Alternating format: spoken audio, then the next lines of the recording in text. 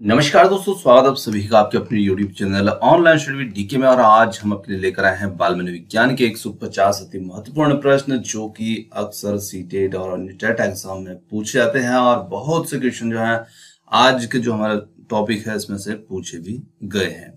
तो चलिए और स्टार्ट करते हैं। और ये क्वेश्चन आपको आपके आने वाली कोई भी टेट एग्जाम हो सभी के लिए उपयोगी होंगे, क्योंकि यहाँ पर बाल मनोविज्ञान तो आपको हर टेट एग्जाम में देखने को मिलता ही है।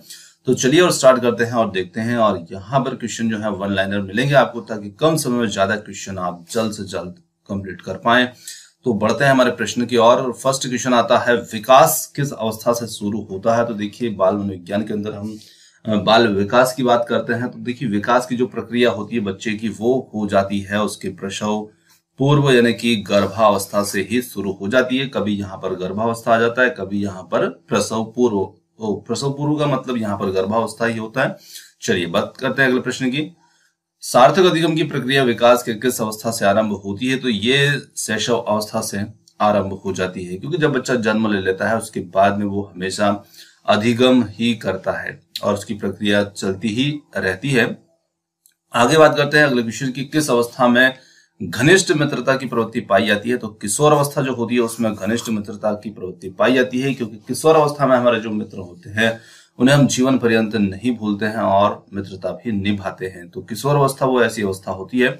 बात करते हैं अगले क्वेश्चन की, यहाँ पर मानव विकास की किस अवस्था में बच्चों को सीखने की गति सर्वाधिक होती है? सबसे ज्यादा सीखने की जो अवस्था होती है बच्चों की, वो शैशव अवस्था में होती है, क्योंकि बच्चे जितने ज्यादा छोटे होते हैं उतनी तीव्र गति से वो सीखते हैं।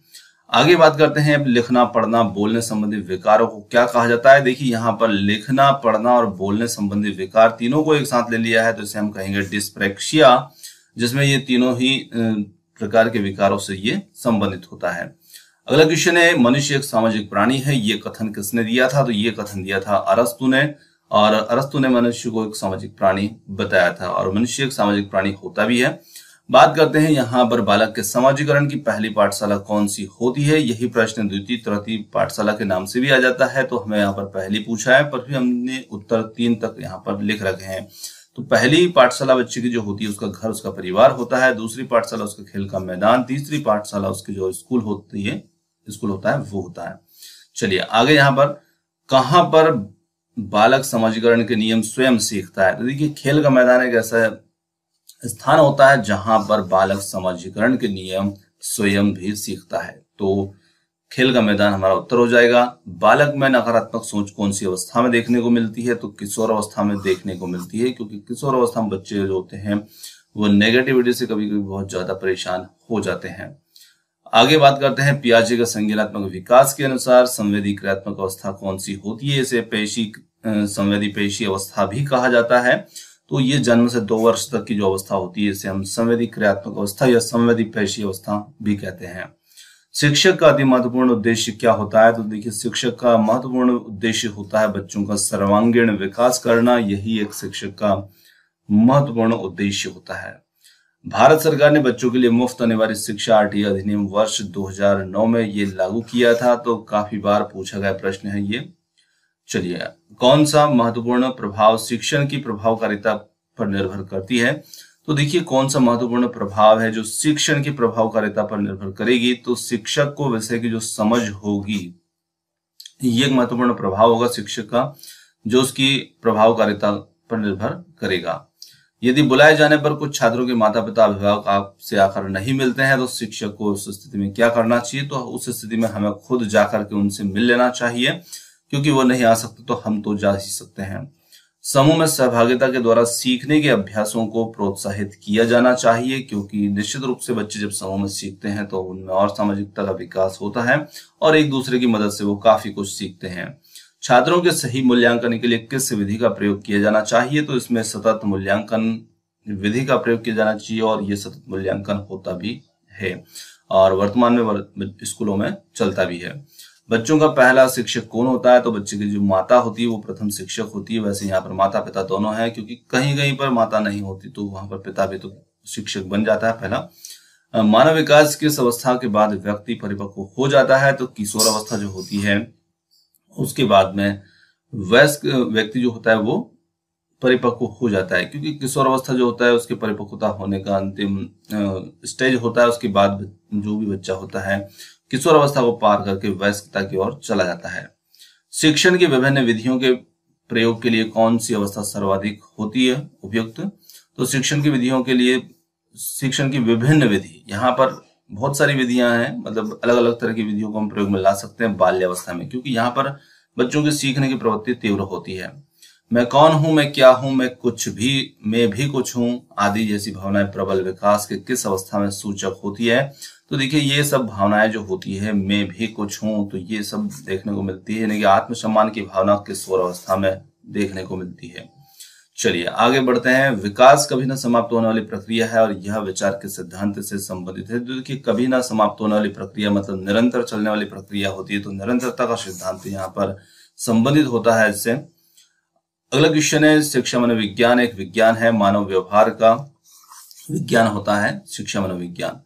चलिए, विकास प्राणी में प्रगतिशील परिवर्तन है जो निश्चित लक्ष्यों की ओर निर्देशित होता रहता है। और ये कथन किसका है? तो ये कथन जो दिया था ये दिया था ड्रेवर ने, जहां पर विकास प्राणी में प्रगतिशील परिवर्तन है जो निश्चित लक्ष्यों की ओर निर्देशित होता रहता है। क्षेत्रीय सिद्धांत जो है किस विद्वान ने दिया? तो कर्ट लेविन ने ये क्षेत्र सिद्धांत जो था ये दिया था, और ये काफी बार पूछा गया प्रश्न है। कर्ट लेविन कहाँ के मनोवैज्ञानिक थे? तो ये जर्मनी के मनोवैज्ञानिक थे। और कर्ट लेविन जो थे ये किस संप्रदाय के समर्थक थे? तो ये संज्ञानवादी संप्रदाय के समर्थक थे। तो यहाँ पर क्षेत्र सिद्धांत जो है इसे किस और नाम से जाना जाता है? तो कर्ट लेविन का जो क्षेत्र सिद्धांत है इसे और किन किन नामों से जाना जाता है? तो इसे संज्ञानात्मक क्षेत्र सिद्धांत, स्थान मनोविज्ञान सिद्धांत, बाल दिशा मनोविज्ञान आदि नाम से भी इसे जाना जाता है। अधिगम का श्रेणीक्रम सिद्धांत दिया था रॉबर्ट गेने ने, और ये अधिगम का जो श्रेणीक्रम सिद्धांत है इसी में आगे बात करेंगे। रॉबर्ट गेने जो थे ये किस संप्रदाय के समर्थक थे? तो ये भी संज्ञानवादी संप्रदाय के समर्थक थे। रॉबर्ट गेने जो थे कहाँ के मनोवैज्ञानिक थे? तो ये थे अमेरिका के।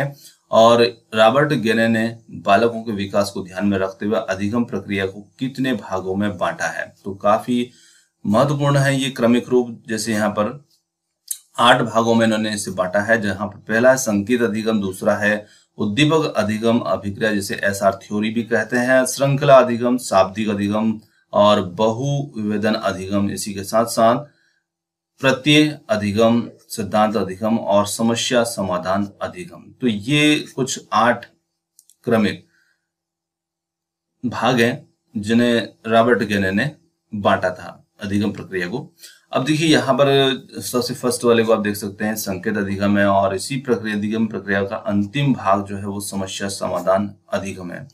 तो अगले प्रश्न इसी प्रकार से हैं, जैसे रॉबर्ट गेने के अनुसार अधिगम का सबसे निम्नतम स्तर कौन सा है? तो सबसे निम्नतम स्तर होता है संकेत अधिगम। और रॉबर्ट गेने के श्रेणीक्रम सिद्धांत के अनुसार अधिगम का सबसे उच्चतम स्तर कौन सा होता है? तो समस्या समाधान अधिगम जो होता है ये सबसे उच्चतम स्तर है। रॉबर्ट गेने के अनुसार बालक का अधिगम कब पूरा हो जाता है? तो रॉबर्ट गेने के अनुसार 12 वर्ष के उपरांत जब बच्चा अपनी समस्याओं का समाधान करने लगता है, वो खुद करने लगता है, तब वहां पर अधिगम पूरा हो जाता है।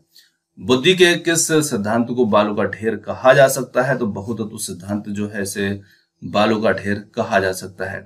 बालक में अपराधी प्रवृत्ति के विकसित होने का प्रमुख कारण क्या होता है? तो निश्चित रूप से परिवार का जो वातावरण होता है वो यहाँ पर निर्भर करता है बालक की अपराधी प्रवृत्ति होने में। किस मनोवैज्ञानिक के अनुसार विकास एक सतत और धीमी प्रक्रिया है? तो स्किनर के अनुसार जो विकास एक सतत और धीमी प्रक्रिया है। बुद्धि लब्धि मापन के जन्मदाता कौन है? तो बुद्धि लब्धि मापन के जन्मदाता टर्मेन है। और शिक्षा मनोविज्ञान की उत्पत्ति का वर्ष कौन सा माना जाता है? तो सन 1900 जो है ये शिक्षा मनोविज्ञान की उत्पत्ति का वर्ष माना जाता है। जड़ बुद्धि वाले बालक की बुद्धि लब्धि लगभग कितनी होती है? तो 71 से कम जो होगी तो वो जड़ बुद्धि वाले बालक की बुद्धि लब्धि होती है। बालक का विकास होता है, तो बालक का विकास जो होता है वो सिर से पैर की ओर होता है। बालक में संस्कारों का प्रारंभ कहाँ से होता है? तो निश्चित रूप से परिवार से ही संस्कारों का प्रारंभ बच्चे में हो जाता है। अन्वेषण विधि के जनक कौन है? तो आर्मस्ट्रांग जो है ये अन्वेषण विधि के जनक है। अन्वेषण विधि का संबंध किससे होता है? तो मतलब वर्तमान काल, यहाँ पर किससे काल से होता है? तो मतलब वर्तमान काल से होता है, क्योंकि निश्चित रूप से हम अन्वेषण वर्तमान काल में ही करते हैं। पढ़ाने की सबसे अच्छी कौन सी विधि होती है? तो प्रोजेक्ट विधि जो होती है ये सबसे अच्छी विधि होती है, जहां पर विद्यार्थी स्वयं सीखता है। परियोजना विधि के जनक कौन है? तो ये काफी महत्वपूर्ण प्रश्न है। परियोजना विधि के जो मूल अवधारणा थी ये जॉन डेवी के द्वारा दी गई थी। देखिए यहाँ पर थोड़ा सा आपको कंफ्यूजन हो सकता था, इसलिए मैंने थोड़ा सा उत्तर को पूरा है डिटेल कर लिया है कि परियोजना विधि की मूल अवधारणा जो थी वो जॉन डेवी के द्वारा दी गई थी, परंतु उनके जो शिष्य थे किलपैट्रिक ने इस विधि का प्रतिपादन किया। तो इस प्रकार से आपको थोड़ी समस्या हो सकती थी कि आप जॉन डेवी हैं या किलपैट्रिक हैं, तो किलपैट्रिक उन्हीं के शिष्य थे जॉन डेवी के, और सबसे पहले ये मूल अवधारणा जो थी जॉन डेवी के द्वारा दी गई थी, परंतु इस विधि का प्रतिपादन किया है किलपैट्रिक ने। आगे बात करेंगे सूक्ष्म शिक्षण माइक्रो टीचिंग के जनक कौन है? तो रॉबर्ट बुश जो है वो इसके जनक है। इकाई उपागम के जनक, तो इकाई उपागम के जनक जो है मॉरिसन है। और हमारे शरीर की सबसे लंबी अस्थि का नाम क्या है? हड्डी का नाम तो फीमर, जो कि जांग में पाई जाती है, उसे हम फीमर कहते हैं, सबसे लंबी होती है। उसी प्रकार से सबसे छोटी हड्डी होती है हमारे कान में, जिसे हम स्टेपिस कहते हैं। और हमारे शरीर की सबसे मजबूत हड्डी जो कि मैंडिबल होती है, जो जबड़े में पाई जाती है। तो इस प्रकार से कभी कभी इसमें अस्थियों से संबंधित प्रश्न भी आ जाते हैं। जन्म के समय नवजात शिशु की त्वचा का रंग कैसा होता है? तो जन्म के समय हम देखते हैं बच्चे का रंग जो होता है हल्का सा गुलाबी होता है। और नवजात शिशु कितने घंटे सोता है? तो देखिए नवजात शिशु जो होता है वो 18 से 20 घंटे सोता है, किंतु वो हर 2 घंटे में जाग करके अपनी मांसपेशियों को घुमाता है। बालक का विकास 6 वर्ष तक लगभग कितने प्रतिशत हो जाता है? तो लगभग 90%। 6 वर्ष की आयु तक बच्चे का विकास हो जाता है। बालक का विकास 10 वर्ष तक लगभग कितने प्रतिशत हो जाता है? 95% हो जाता है। आगे बात करेंगे शिक्षक अधिकार 2009 के तहत निजी विद्यालय में कितने सीट आरक्षित करना अनिवार्य हो गया? 25%।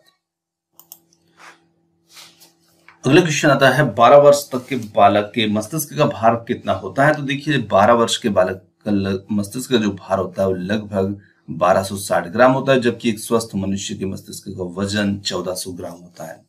इसी के साथ बढ़ते हैं अगले प्रश्न की ओर। मनुष्य के शरीर में कुल कितनी हड्डियां होती हैं? तो देखिए वैसे तो एक वयस्क मनुष्य की बात करें तो 206 अस्थियां होती है, परंतु बालक के जन्म के समय उसमें अस्थियों की संख्या ज्यादा होती है, और बालक जैसे जैसे बड़ा होता है तो तब वह अस्थियां जो होती हैं आपस में जुड़ करके एक हो जाती है।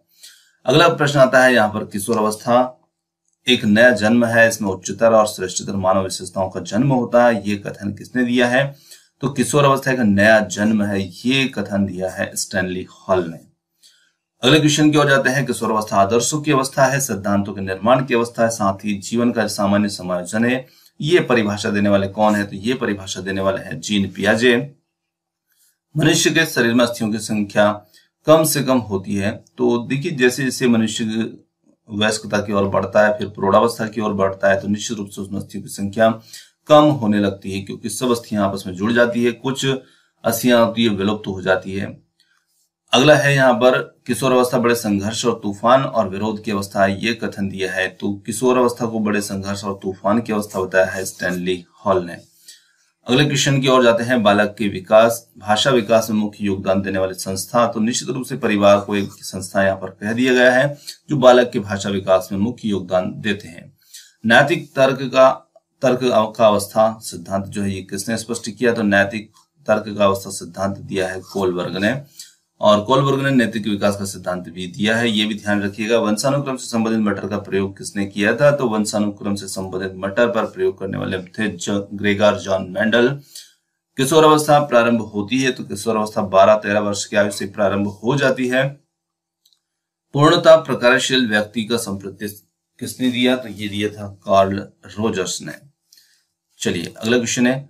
अधिगम के सिद्धांतों के आधार पर बालक में भय प्रेम घृणा के भाव आसानी से उत्पन्न किए जा सकते हैं। तो शास्त्रीय अनुबंध सिद्धांत के अनुसार बालक में भय प्रेम घृणा के भाव आसानी से उत्पन्न किए जा सकते हैं। अधिगम का कौन सा सिद्धांत पाठ्यक्रम के विभिन्न अंगों के एकीकरण पर जोर देता है? तो गेस्टाल्ट सिद्धांत जो है ये पाठ्यक्रम के विभिन्न अंगों के एकीकरण पर जोर देता है। बच्चे में सीखने की प्रक्रिया कहाँ से शुरू होती है? तो अपने परिवार से ही बच्चे में सीखने की प्रक्रिया शुरू हो जाती है। किसी बालक में तर्क तथा समस्या समाधान की शक्ति का विकास कब होता है? तो 12वें वर्ष में बच्चे में तर्क और समस्या समाधान की शक्ति का विकास हो जाता है। किसी बालक की समस्याओं के विषय में पता लगाने के लिए कौन सी उपयोगी मनोवैज्ञानिक विधि है? तो उसे हम परीक्षण विधि कह सकते हैं, जिसमें हम बालक की समस्याओं के विषय में पता कर सकते हैं।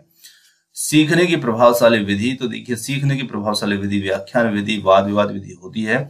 परंतु ये जो विधियां हैं ये बड़ी कक्षाओं के लिए उपयुक्त होती है, ये छोटी कक्षाओं के लिए उपयुक्त नहीं है, व्याख्यान और वाद विवाद। तो ये बड़ी कक्षाओं के लिए होती है, ये जरूर ध्यान रखिएगा। एक शिक्षक विषय वस्तु के साथ अपने बालक के संदर्भ में रिक्त स्थान करता है, तो एक शिक्षक विषय वस्तु के साथ अपने बालक के संदर्भ में अंतरक्रिया करता है। सीखना विकास की प्रक्रिया है, यह कथन किसका है? तो सीखना विकास की प्रक्रिया काफी महत्वपूर्ण कथन है, वुडवर्थ ने ये दिया था। अंतर्दृष्टि के द्वारा अधिगम का प्रतिपादन किया था, तो गैस्टाल्ट मनोवैज्ञानिकों के द्वारा ये किया गया था। भूल प्रयास के द्वारा अधिगम का सिद्धांत प्रतिपादन निम्न में से किसने किया? तो भूल और प्रयास का जो अधिगम सिद्धांत है वो दिया था थार्नडाइक ने। तार्किक चिंतन किस का एक आवश्यक अंग है? तो समस्या समाधान का तार्किक चिंतन एक आवश्यक अंग होता है। ये तार्किक लिखा है तो यहाँ पर तार्किक चिंतन है। चलिए, समस्या समाधान की अंतर्दृष्टि विधि के संबंध में किसके द्वारा वन मानुषों पर प्रयोग किए गए थे? तो कोहलर के द्वारा वन मनुष्य पर यानी कि चिंपांजी पर प्रयोग किए गए थे। सीखने के उद्दीपक अनुक्रिया सिद्धांत के मुख्य प्रतिपादक कौन है? तो सीखने के उद्दीपक अनुक्रिया सिद्धांत के प्रमुख प्रतिपादक है थार्नडाइक। शिक्षक अधिकार अधिनियम 2009 में एक अध्यापक के लिए न्यूनतम कार्य घंटे प्रति सप्ताह निर्धारित किए हैं, तो इसमें 45 घंटे न्यूनतम कार्य घंटे निर्धारित किए गए हैं। मंद अधिगमकर्ता जिनकी शैक्षिक उपलब्धि सामान्य योग्यता से कम रह जाती है वे बालक कहलाते हैं, तो निश्चित रूप से ऐसे बालक को पिछड़े बालक कहते हैं। शारीरिक रूप से अक्षम बच्चों को सामान्यतः होता है, तो देखिए शारीरिक रूप से जब बच्चे अक्षम होते हैं तो निश्चित रूप से उन्हें डिस्ग्राफी यानी कि लेखन संबंधी विकार देखने को मिलता है। अगला यहाँ पर बालक के विकास की दशा कैसी होती है? तो सिर से पैर की ओर होती है, इसे हम केंद्र से बाहर की ओर भी कह सकते हैं, सामान्य से विशिष्ट की ओर भी कह सकते हैं। विश्लेषणात्मक मनोविज्ञान के जनक हैं, तो विश्लेषणात्मक मनोविज्ञान के जनक हैं सिगमंड फ्रायड। तूफान की अवस्था, तो निश्चित रूप से किशोर अवस्था जो है उसे तूफान की अवस्था भी कहा गया है। डमरू पर बंदर का नाचना किस सिद्धांत पर कार्य करता है? तो शास्त्रीय अनुबंध सिद्धांत पर यह कार्य करता है। इसी प्रकार से खेत में बिज्जू को खड़ा करना और उसे देखकर पक्षियों का भागना भी शास्त्रीय सिद्धांत पर आधारित है। सुल्तान नाम के चिंपांजी पर किसने प्रयोग किया था? तो कोहलर ने ही ये प्रयोग किया था सुल्तान नाम के चिंपांजी पर। कोहलर किस संप्रदाय के समर्थक थे? तो ये संज्ञानवादी संप्रदाय के समर्थक थे।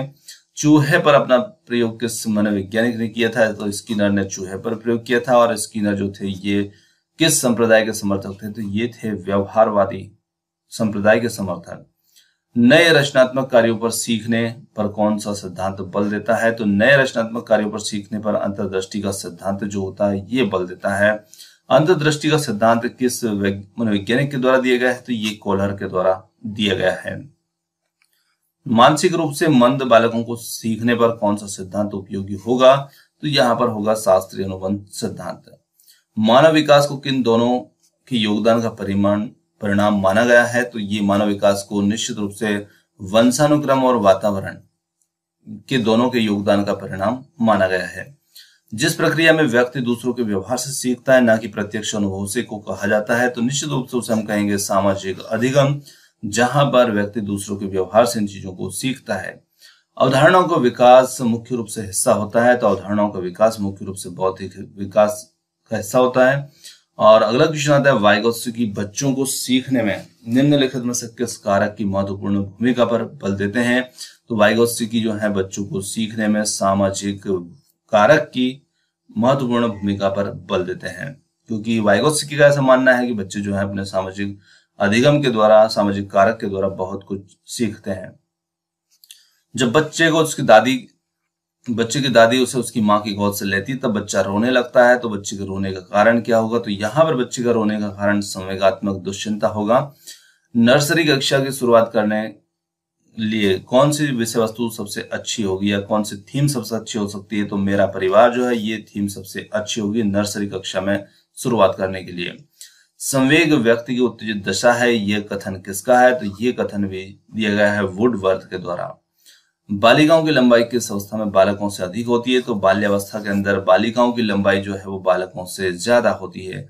जन्म का समय शिशु रोता है, जब बच्चे का जन्म होता है तो बच्चा क्यों रोता है? तो वहां पर कारण होता है उस बच्चे का वातावरण परिवर्तन, क्योंकि बच्चा जो माँ के गर्भ में होता है तो वातावरण अलग होता है और बाहर जन्म लेने के बाद जब वो आता है तो वहां पर वातावरण अलग होता है, इसी कारण बच्चा जन्म के समय रोता है।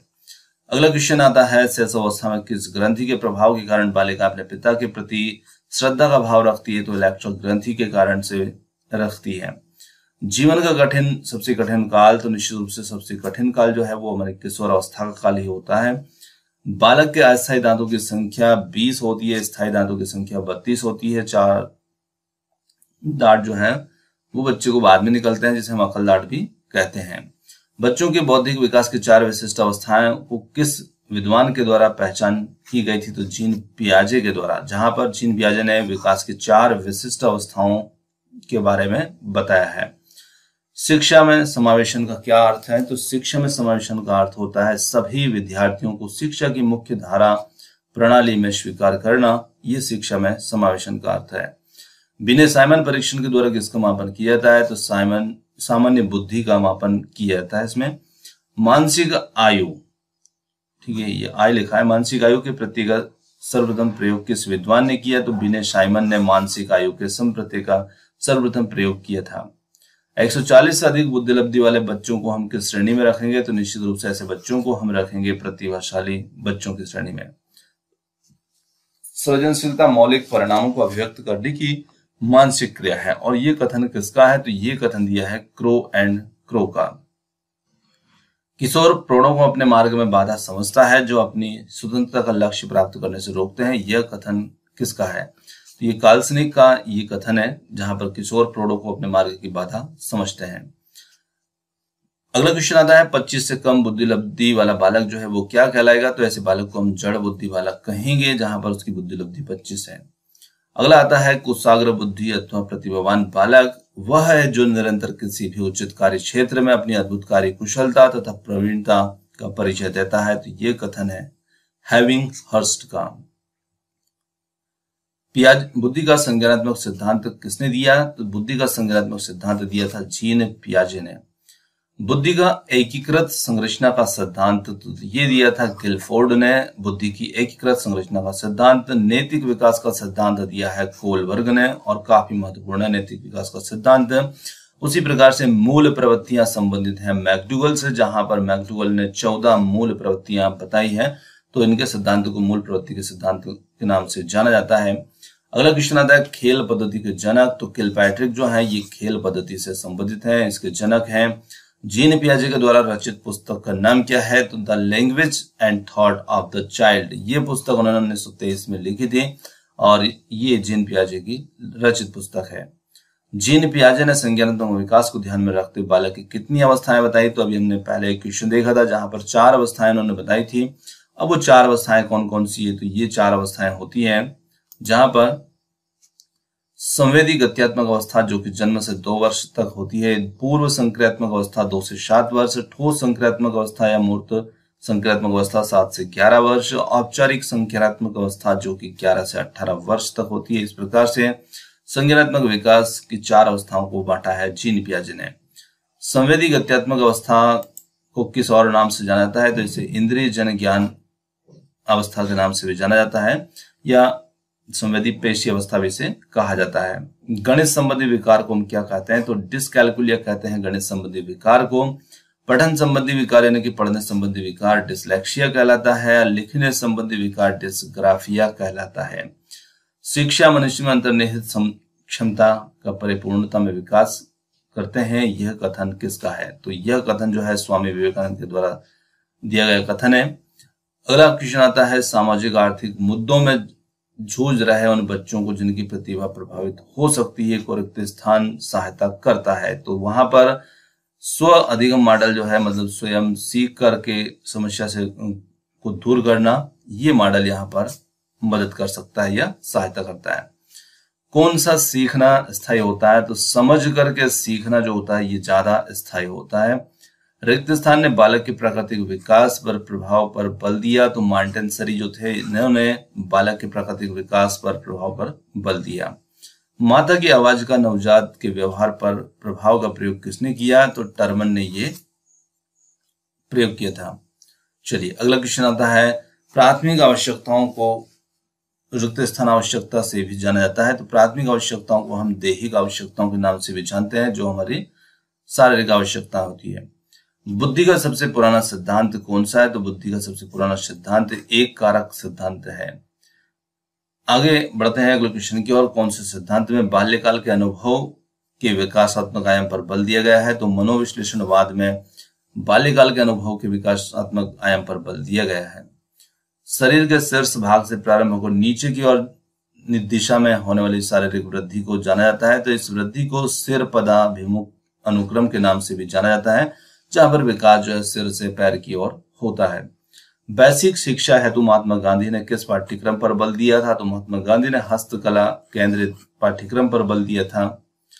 चिंतन संज्ञानात्मक पक्ष में एक मानसिक क्रिया है, यह कथन किसका है? तो चिंतन संज्ञानात्मक पक्ष में एक मानसिक क्रिया है, यह रास के द्वारा दिया गया कथन है। अपने ऊर्जा बल को बाहर की ओर अभिव्यक्त करने वाले व्यक्ति का व्यक्तित्व कैसा होता है? तो अपने ऊर्जा बल को बाहर की ओर अभिव्यक्त करने वाले व्यक्ति का व्यक्तित्व होता है बहिर्मुखी व्यक्ति। तो व्यक्तित्व को बहिर्मुखी, अंतर्मुखी और उभयमुखी आदि नामों से बांटा गया है। अपने आप को प्रेम करने की प्रवृत्ति को क्या कहते हैं? तो इसे हम कहते हैं नर्सिसिज्म की प्रवृत्ति, जहां पर व्यक्ति अपने आप को स्वयं प्रेम करता है। किस विद्वान ने कहा कि बुद्धि की संरचना में मूल रूप से दो कारक निहित होते हैं? तो स्पीरमैन ने ये कहा था, और उन्होंने बुद्धि से संबंधित जो एक कारक, द्विकारक, त्रिकारक ऐसे सिद्धांत भी दिए हैं। समस्या समाधान व प्रतिमान है जिसमें तार्किक चिंतन होता है, ये कथन स्टैनली हल का कथन है। अगले क्वेश्चन की ओर जाते हैं। अधिगम करता है तो अधिगम का मुख्य आधार क्या होता है? तो परिपक्वता यहाँ पर मुख्यतः आधार होता है। नवोदय विद्यालय को प्रारंभ क्यों किया गया है? तो निश्चित रूप से गरीब बच्चों की शिक्षा के लिए इसे प्रारंभ किया गया है, जहां पर प्रतिभाशाली बच्चे जो है वो अध्ययनरत रहते हैं। बच्चों की सामाजिकता का परीक्षण किस विधि के द्वारा किया जाता है? तो समाज मिति विधि के द्वारा ये परीक्षण किया जाता है। मनुष्य एक सामाजिक प्राणी है, ये किसने कहा? तो अरस्तु ने ये कहा था कि मनुष्य एक सामाजिक प्राणी है। बुद्धि का एकीकृत संरचना सिद्धांत दिया है गिलफोर्ड ने। यांत्रिक बुद्धि या स्थूल बुद्धि किसे कहा जाता है? तो मूर्त बुद्धि जो होती है उसी को यांत्रिक बुद्धि या स्थूल बुद्धि कहा जाता है। एक कारक सिद्धांत को किस और नाम से जाना जाता है? तो इसे राज के सिद्धांत के नाम से भी जाना जाता है। बुद्धि का विकारक सिद्धांत दिया है, ये भी दिया है स्पीरमैन ने। तो यहाँ पर आज के हमारे जो बाल विकास से संबंधित 150 प्रश्न थे ये समाप्त होते हैं। और क्वेश्चन आपको कैसे लगे कमेंट्स करके जरूर बताइएगा। आपने हमें समय दिया उसके लिए बहुत बहुत धन्यवाद। थैंक्स फॉर वॉचिंग, और मिलेंगे हम जल्द ही एक और नए किसी अगले वीडियो के साथ। धन्यवाद।